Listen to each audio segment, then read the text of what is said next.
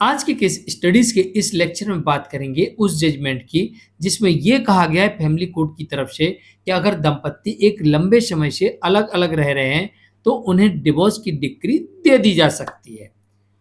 अब ये लाइन से, इस जजमेंट से ये सवाल पैदा होता है, क्या बिना सबूत फैमिली कोर्ट से हमें डिवोर्स मिल जाएगा? क्या अब सबूतों की आवश्यकता नहीं पड़ेगी?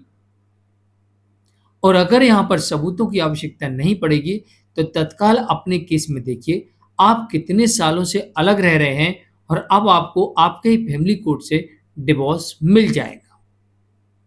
तो चलिए आज के केस स्टडीज के इस लेक्चर में चलते हैं उस जजमेंट की तरफ जो कि आता है गुजरात फैमिली कोर्ट की तरफ से। और इस जजमेंट में ये बात देखने को मिली, कोर्ट ये कह रही है कि अगर एक लंबे समय से पति पत्नी अलग रह रहे हैं तो एक डिवोर्स का बड़ा कारण बन सकता है। मतलब कि ये एक लंबे समय से अलग रह रहे हैं, इसी को सबूत मान लिया जाएगा, अलग से कोई दूसरे सबूत की आवश्यकता नहीं पड़ेगी और आपको डिवोर्स मिल जाएगा।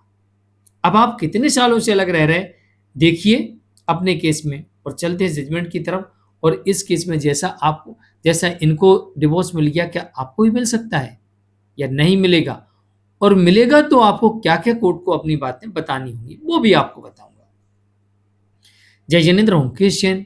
वीडियो को लाइक और शेयर कर दीजिए और इस तरह के जजमेंट्स का पैकेज पाने के लिए जिसमें लगभग आपको 200 जजमेंट्स मिलते हैं किसी जानकारी के लिए दिए गए नंबर पर आप हमें संपर्क कर सकते हैं।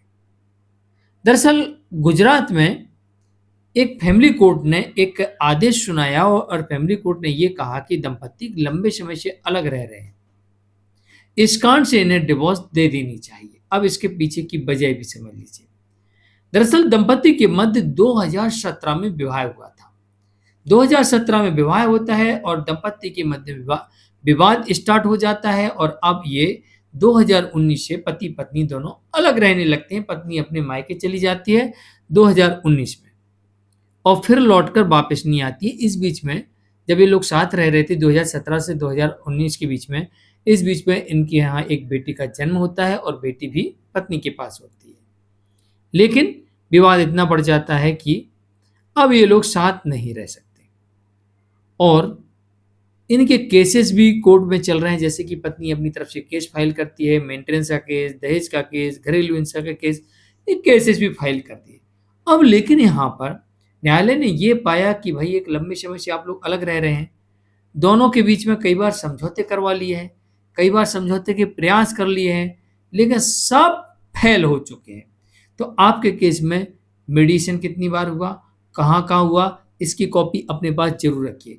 अगर आपके केस में आपने पंचायत बुलाई है, नोटिस भेजा है, पत्र लिखे हैं, इनके सबूत भी आप अपने पास रखिए, ये भी बहुत आवश्यक है। जैसे कि इस केस में देखने को मिला कि यहाँ पर कोर्ट कह रही कई बार समझौते कराने के प्रयास किए, कई बार मेल मिलाप कराने का प्रयास किया, लेकिन एक भी बार हम सफल नहीं हुए, कोई भी सफल नहीं हुआ। तो अब ऐसा लगता है कि अब ये लोग साथ नहीं रह सकते। तो कोर्ट ने फिर यहाँ पर एक बीच का रास्ता निकाला, दोनों पक्षों से कहा आप लोग म्यूचुअल डिवोर्स क्यों नहीं ले लेते, सारे केस खत्म करिए, हम नहीं रहना है तो। और कोर्ट ने यहाँ पर आपसी सहमति पर जोर दिया और दोनों पक्ष का सहमत हुए और यहाँ पर पति ने बेटी के लिए और पत्नी के लिए 29 लाख स्थायी भरण पोषण एलिमनी दी और इस मामले में आपसी सहमति से डिवोर्स हो गया। दो कारण हमेशा याद रखिए, अगर हस्बैंड के पास में पत्नी के एडल्ट्री के पुख्ता सबूत है, पत्नी बिना किसी कारण के अलग गई है, इसका साबित कोर्ट में कर सकता है। और तीसरा, पत्नी ने यहां पर उत्पाद मचाया था, क्रूरल्टी की थी, इसका सबूत है, तो फिर पति को यहां पर बिना स्थायी भरण पोषण यानी बिना एलिमनी के डिवोर्स मिल सकता है। लेकिन अगर बच्चे हैं तो उनके लिए स्थायी भरण पोषण आपको देना पड़ सकता है। और अगर आपके पास में कोई भी प्रॉपर सबूत नहीं है तो फिर जो न्यायालय ने रास्ता सुझाया ये सबसे अच्छा रास्ता है। सारे केसेस दोनों पक्षों के खत्म हो गए और यहां पर डिवोर्स हो गया। तो बिना सबूत भी आपको आपसी सहमति के आधार पर डिवोर्स मिल सकता है जब तब आप एक लंबे समय से अलग अलग रह रहे हों और साथ रहने की कोई संभावना ना बची हो। मैं हूँ मुकेश जैन, आज के लिए इतना ही। नमस्कार।